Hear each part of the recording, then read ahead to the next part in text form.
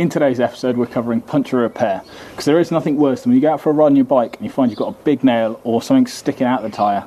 Really going to put a crimp in your day. So we're going to get into that and how to repair it. Okay, so as you can see, it's a bit of a beast of a screw. Just last little bit now. And yeah, you can hear it coming out, that's the air escaping. So that is quite a puncture. So to repair it, what we're going to do is we'll grab a tool like this, it's called a ream, you get them in most puncture repair kits, and we're just going to put it into the hole and then slowly turn it in, and it'll like screw into the hole. And what this does is it makes it a uniform size, so when we put a plug in it, it's the right size for that particular plug. And keep working that until you're happy the hole is nice and circular. So yeah, that looks about right for me. What I'm going to do now is grab some of this rubber cement and we put a little bit onto here. Just dribble it all the way around, and then as you're putting it on, feed it in and out. This just melts the rubber and makes it a lot more tacky inside. Once you're happy that's coated, grab this tool. It's sort of got a hole at the top, and what you do is you grab one of these, slip it through the hole, and then you push it into the tyre, and once it's in far enough you can pull it out and it releases it through this hole here.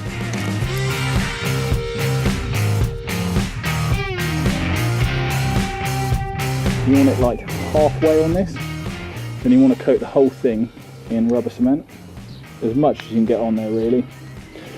We're going to tidy up the mess later. So just gently push that in. We don't want to go too deep because we don't want to lose this inside the tyre. Like that. Just saved it there. We've got about 10 mil sticking out the tyre, and that is perfect. So I can just pull that out now. Ugh.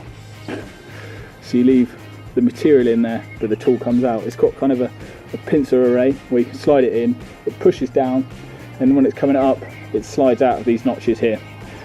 And so we just let that set up now, and that's the puncture plugged. Easy as that. We're going to cut this bit off in a minute, and then we can reinflate it.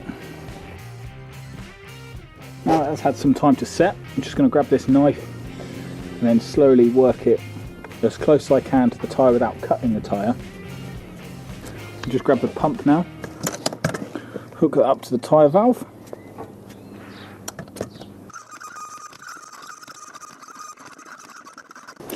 Now that's the correct pressure, we can take that off.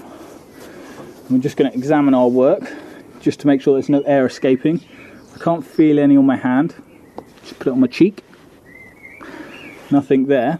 So what I'm going to do is get some soapy water just so I can see if there's any air escaping, and I'll see any bubbles in the soapy water.